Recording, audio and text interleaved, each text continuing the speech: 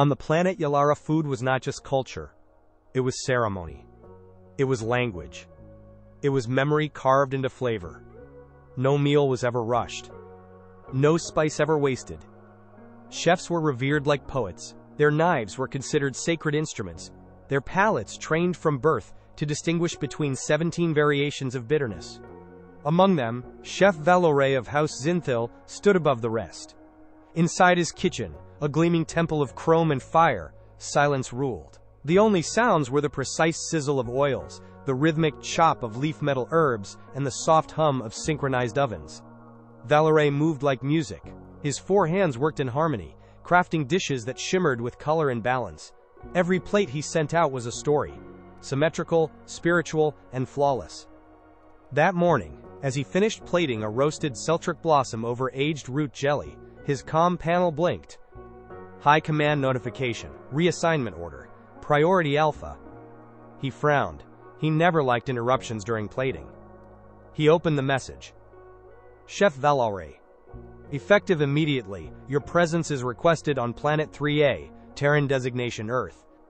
You are to oversee operations at a newly established interspecies culinary program, Café Unit 42, under direct Terran partnership. You will serve as head chef, working alongside human personnel. Yalari Cultural Preservation and Outreach Division. He reread it. Then again. He blinked once, slowly. Humans? He whispered. Across the kitchen, his sous chef dropped a spoon.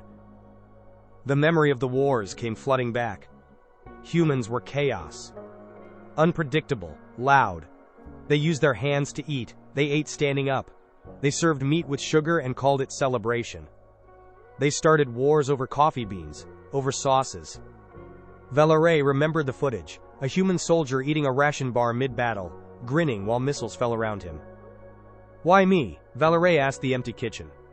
No answer came, only the soft hiss of his prized sauce slowly burning on the unattended pan. He turned off the heat with a sigh. Later that day, he stood before his students, the youngest generation of Yalari culinary hopefuls. He wore his tall ceremonial toque and gave his final lesson. Balance, he said, is the root of all taste. Precision is respect. The plate is your truth. They bowed deeply.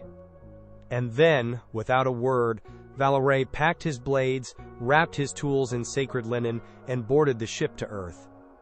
Not for honor. Not for prestige. But for punishment. Or so he thought. The shuttle touched down in New Chicago, Earth's busiest multicultural city. Skyscrapers shimmered with neon. Street markets buzzed with sound.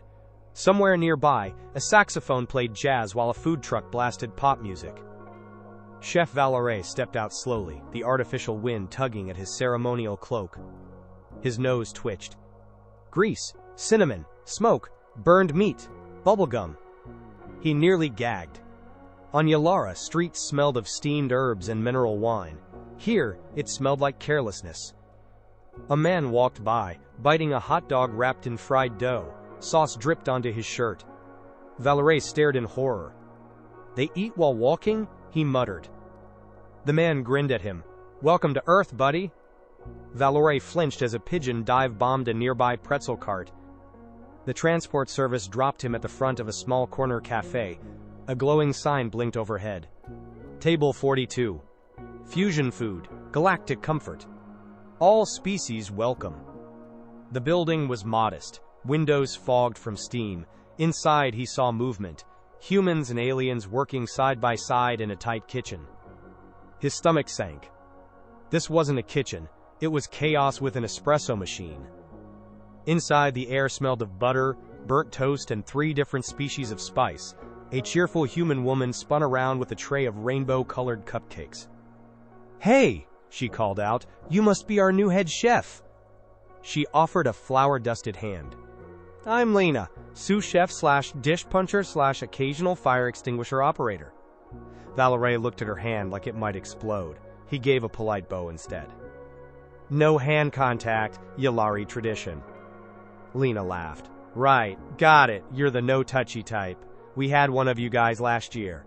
Loved marinating everything in cactus oil. Valore winced. That is incorrect and offensive. Sorry, she said, smiling. We're casual here. You'll get used to it. He doubted it. A barista waved from behind the counter. Yo, chef! We added whipped cream to the sunroot brew. Humans seem to love it. Valerie twitched. Whipped cream on root tea? Blasphemy. Then someone dropped a tray. A customer laughed. A baby burped somewhere in the corner. Every detail assaulted his senses. Where was the rhythm? The order? The dignity?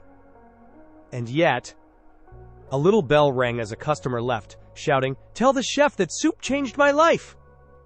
Lena winked at him. No pressure. Valerie took a breath. Long and slow. Maybe this wasn't exile after all. Maybe it was war. A human server named Mikey had accidentally knocked over a tray of iced beverages. A blue-skinned alien slipped, grabbed Lena for balance, and the two of them landed in a pile of spilled espresso and whipped foam. Lena laughed as she stood up. Breakfast slapstick. Love it. Valerie stood at the edge of the kitchen, arms crossed, jaw clenched. This is not a cooking environment. It's a carnival. The staff didn't stop. They just kept working, singing along to an upbeat playlist, dancing between burners and blenders. Somehow, amidst the chaos, orders were going out, plates were returning empty, customers were smiling. He hated it.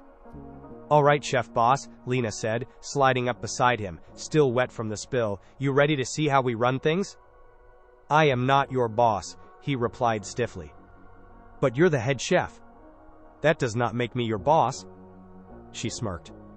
All right, head wizard of the sacred spoons. Valerie groaned. Stop. He walked through the prep station, inspecting the inventory. Tomatoes stored above optimal temperature. A spice blend, labeled fire dust, had no composition list. Someone had stored a live Trivex crab in the sauce fridge. He lifted it out slowly. It hissed at him. Who did this? He asked. Mikey raised a hand sheepishly. I thought it would keep it fresh. Valerie stared. It is not an ingredient. It's a predator. The crab scuttled off toward the pastry section. No one chased it. Back in the kitchen, Lena was mixing batter with a whisk in one hand and texting with the other. Valerie's hands twitched. You're not weighing your ingredients. I measure with vibes, she said cheerfully. He nearly fainted. But then, a plate returned from a table, licked clean. A customer asked to thank the chef personally for the mashed root salad. Valerie blinked. Who made that dish? Lena raised her hand. Me. You followed my instructions? Nope. He paused. But they enjoyed it. Like, a lot. Later, as the cafe slowed down between lunch and dinner, Valerie stood outside near the herb garden. The sun was warm. Birds chirped. Somewhere inside, someone was singing out of tune. He closed his eyes. This place made no sense. No one followed protocol, no one bowed, no one even asked permission to change his menu. And yet, no one yelled. No one sabotaged. They teased, joked, supported each other. There was no fear in this kitchen. Only something stranger. Something messier.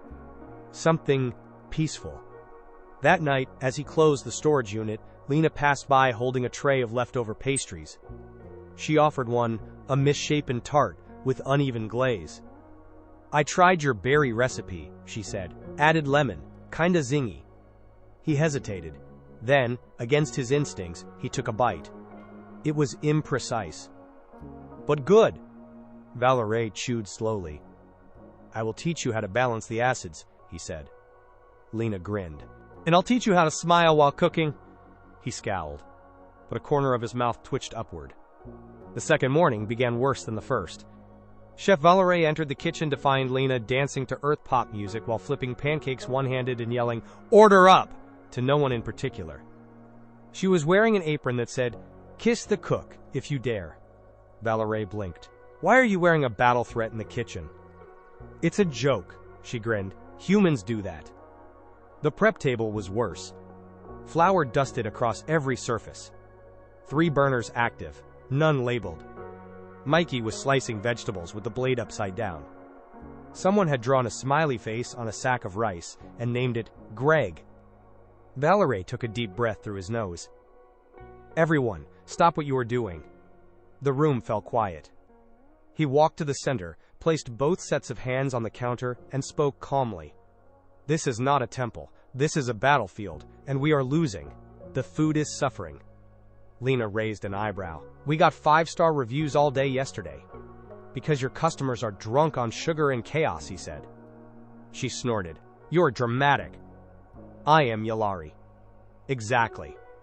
Then it happened. The croissants burned. The sacred batch of Yalari morning pastries, timed down to the molecular level, came out charred and collapsed, blackened edges, sunken centers. Valerie stared at the tray as if it had stabbed him. Who set the timer? He asked, low and sharp. I did, said Mikey, holding up a charred oven mitt. I just, maybe hit the popcorn preset. Valerie said nothing. Not for 5 full seconds. Then, he exploded. You baked sacred coils of tradition using popcorn logic? He roared. Mikey backed away. Lena stepped in.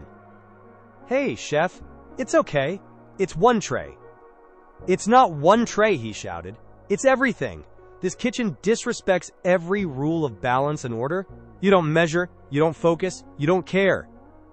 He slammed a pan down so hard the utensils jumped. Do you even understand what food means on Yalara? Do you know what we give up to make it perfect? I serve meals at funerals, at weddings, at oaths of war. Food is our soul. Silence. Then a small voice behind him said, I thought it was yummy. Valerie turned. At the counter stood a little girl with pink headphones and crumbs on her face. She held up a drawing. It showed Valerie in a chef's hat, holding a spoon, smiling. She looked up at him, wide-eyed. You made the soup yesterday, right? The red one? It tasted like a hug. Valerie froze. The heat drained from his chest. Yes. She beamed. It made my mommy stop crying. Then she ran back to her table. The room was still silent. Lena stepped beside him, gentle now. You don't have to understand everything yet, she said, but maybe that's the point. Valerie looked around the kitchen. It was imperfect, noisy, full of mistakes, but it was also alive. He sighed, then picked up the ruined croissants and placed them in the compost bin. Start a new batch, he said. Popcorn setting again? Mikey teased. Valerie narrowed his eyes. Try it, he said, and I will personally fold you into the dough. Mikey saluted. Yes, chef. Lena handed Valerie a spoon. Here, taste this glaze I made. No recipe, just vibes. He hesitated, then took a bite. Too tart. Too thick. He blinked. Delightfully reckless. She grinned. You're learning. That night, the cafe lights dimmed. The last customers had gone home. The dishes were clean. The laughter had faded. Chef Valerie stood alone in the kitchen. The scent of sugar still lingered in the air, a trace of the birthday cupcakes Lena had insisted on baking for a 10-year-old boy. She'd piped the frosting into uneven stars. The boy had cried with joy. Valerie didn't understand it. The cake was unbalanced, too sweet, icing was sloppy. But the boy hadn't cared. Neither had anyone else. They had only cared about how it made them feel. He sat at the prep table, the metal cool beneath his palms.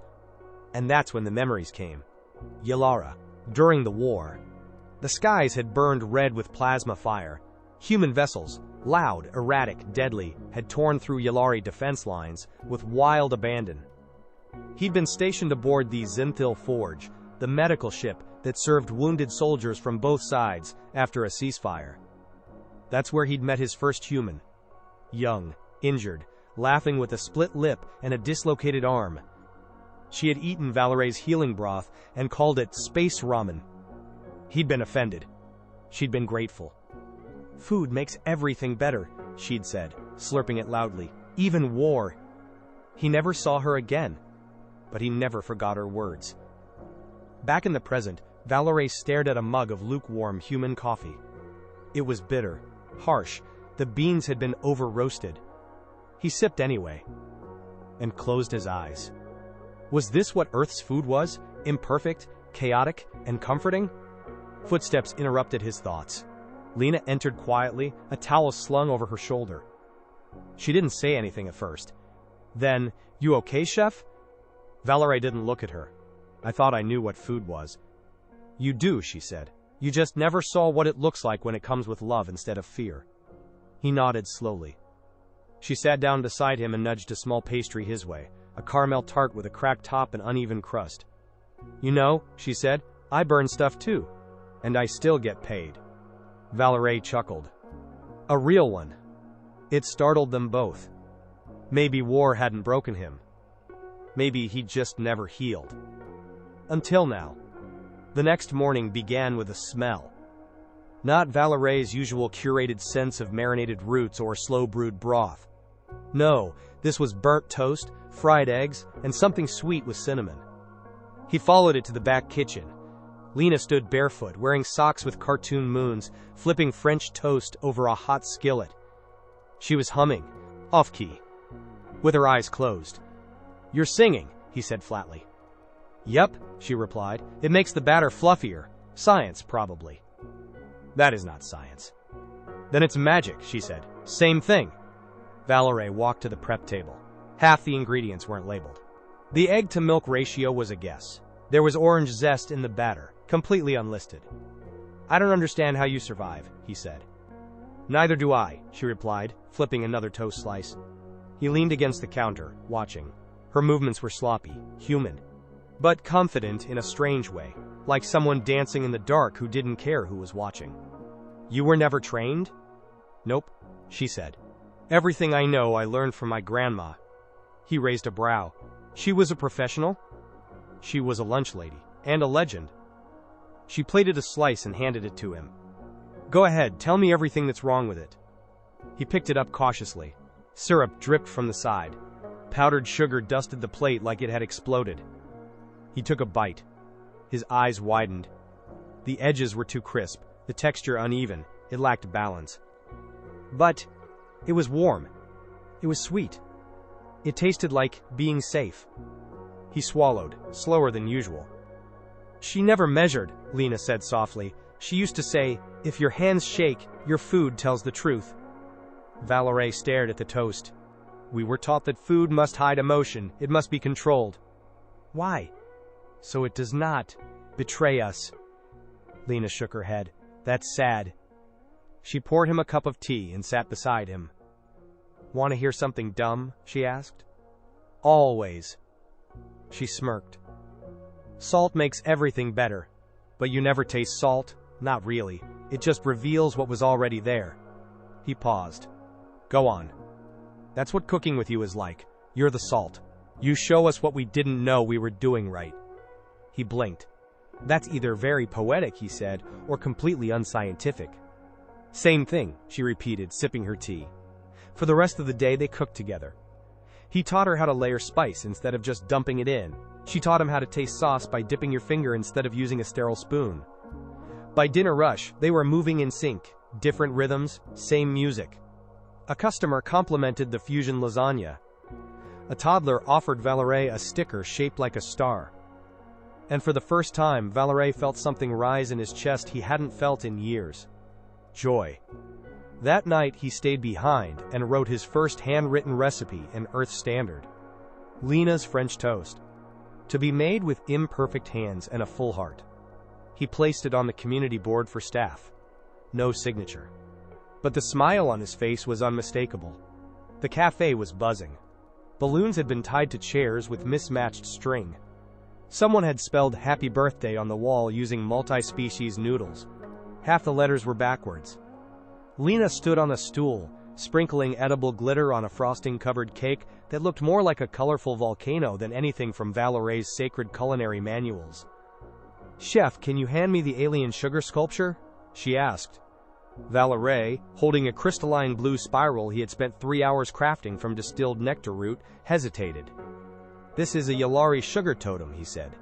"It symbolizes harmony between opposites. It takes extreme patience to shape." Lena smiled. "Great, it'll go perfect with the bubblegum frosting." He winced and handed it over. The celebration was for Theo, a regular customer's child turning 10. He loved aliens, asked everyone what planet they were from, and once told Valerie, "You look like a space wizard." Theo sat at his table in a paper crown, legs swinging, cheeks puffed with excitement. When they brought the cake out, the entire staff sang badly, loudly, and with too much enthusiasm. Even Valerie hummed quietly. Theo's eyes lit up at the glowing candles, all 22 of them, because Lena had lost count and doubled it for luck. When the boy saw the sugar sculpture on top, he gasped. "It's beautiful," he said. "Is that from your planet, Chef?" "Yes," Valerie said almost shyly. "It's a symbol of peace." Theo grinned. "Cool, can I eat it?" "No." They all laughed. After the cake was sliced, Theo walked up to Valerie, holding a piece of chocolate with blue icing. "This is the best day ever," he said. "You're my favorite alien." Valerie blinked. He'd been called many things in his life: chef, commander, critic, even artist. But never favorite alien. He looked down at the boy and smiled. Not because it was expected, not because he was learning to mimic human joy, but because he meant it. Later that evening, as the cafe returned to normal, Lena leaned over the counter, icing on her elbow. "You okay, Chef?" Valerie nodded. "You sure? You've been smiling a lot lately." "I will recover." Lena grinned. "No, you won't. That's the point." He didn't disagree. The day began with a tremor in the force, or at least that's how Lena described it. Chef Valerie had gone completely silent after checking his messages. Not his usual, calm like a simmering broth silent, but storm cloud silent. "What's going on?" she asked. He showed her the message. "Yulari Culinary Preservation Authority, inspector arriving at 1600 Earth time. Performance audit. Report to be submitted to Intergalactic Food Board. Compliance Department, YCP Division." "Oh," Lena said, "a food cop." Valerie stared at her. "This inspector is not a cop. He is a senior master of the Second Flame. He trained in the halls of steam and shadow. His palate has ended careers." She offered him a donut. "Eat this, you'll feel better." He didn't. At exactly 4 p.m., the doorbell chimed. Every human in the cafe turned to look. In stepped a tall, lean Yulari dressed in ceremonial black robes, 4 rings of silver pierced into his brow, and a belt of culinary emblems that shimmered like steel teeth. His name was Inspector Relin Voss. He did not smile, he did not blink. He sniffed the air like a predator. "Is this the kitchen?" he asked. Valerie bowed. "Yes, Inspector, this is table 42. Relin looked around. His eyes narrowed at a chalkboard menu listing Yulari Tacos, Spicy Joy Edition. He frowned at the mismatched chairs, at the string lights shaped like cupcakes, at Lena, who waved cheerfully and said hiya. "Why is she wearing a shirt that says Whisk Taker?" he asked. "She believes it is humorous," Valerie muttered. "It is not." The inspection began. Relin examined everything. The spice cabinet, the prep counters, the knife angles. He measured the soup temperature. He sampled a spoonful of fusion stew and coughed lightly. "This is unstable." Valerie winced. "Have you abandoned your training?" the inspector asked coldly. "No," Valerie said. "I've adapted." "To them?" Relin scoffed. "These chaos chefs?" Lena leaned in. "We prefer culinary rebels, thanks." Relin ignored her. "I will taste one dish, the one that defines your new philosophy." The kitchen went silent. Valerie turned to Lena. "We'll make it together." Her eyes widened. "Us? Now?" He nodded. "One plate. My structure. Your instinct." She smiled. "All right, boss wizard." 30 minutes later, they served the dish. A steaming bowl of gold root bisque, rich and layered, topped with roasted sweet pepper foam, wild onions, and against every Yulari tradition, a swirl of whipped sour cream.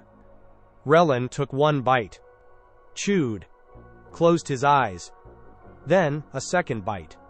And when he opened his mouth again, he was crying. "This," he whispered, voice cracking, "it reminds me of my mother's cooking. Before she passed, she never measured. She just knew." Valerie stood frozen. The inspector wiped his eyes. "It's wrong," he said, "but it's beautiful." He turned to leave, but paused at the door. "Keep cooking," he said softly. "You may be breaking the code, but you're feeding the heart." Then he vanished into the evening fog. Lena looked at Valerie. He stared down at his stained apron, still stunned. "I think," he said slowly, "we passed." 2 days later, the cafe was fuller than ever. Not because of a new special, or a social media campaign, or even Lena's experimental triple-layer breakfast lasagna. It was because of a single article that appeared on the front page of the Interstellar Taste Tribune. Headline: Alien Chef Learns Joy from Human Kitchen, and It's Delicious. Subhead: A Yulari Master Opens His Heart to Earth's Chaos. The result? A revolution of flavor and feeling. The author was none other than Inspector Rellin Voss. He detailed how Table 42 had challenged everything he believed about food. How imperfection could be intentional. How laughter belonged in the kitchen. How a human and an alien had created a dish that didn't just nourish, it healed. By the end of the article he wrote, "This cafe does not follow the code, it rewrites it. Chef Valerie has not fallen from grace. He has risen through humility." By noon, the cafe had a line out the door. Humans, Yulari, Zentari twins, even a Terran senator. One customer said they'd flown across 3 systems, just to try the soul soup. Another left a note under their plate. "I didn't know food could feel like an apology. Thank you." That evening, Valerie sat down at the community counter and opened a datapad. He created a new post on Earth's open recipe-sharing network. Title: Bisque of Two Worlds, a Yulari Human Fusion. Author: Chef Valerie, of Table 42. He included detailed steps, then paused before the final line. He typed slowly. To cook is to measure, but to nourish is to feel. He looked across the room. Lena was trying to balance 3 trays while singing into a ladle. She dropped one. "Oops!" The customers applauded. Valerie smiled and hit publish. The cafe had changed. There were now new faces in the kitchen: a nervous Yulari apprentice, a curious Zentari baker, a human dishwasher who played jazz from his apron speaker. Recipes had evolved, so had the staff. But the soul of the cafe remained the same. Music, mistakes, laughter. And the smell of something, always slightly burning, usually Lena's doing. Chef Valerie stood at the window one evening watching 2 young girls, one human, one alien, sharing a strawberry smoothie, giggling as they each tried to sip through the same straw. He thought back to his first day. To the mess. The noise. The fear. And the first time someone told him the soup tasted like a hug. He chuckled softly. They were right. Inside, Lena was closing the register, humming an off-key lullaby. She looked up as he approached. "Slow night," she said.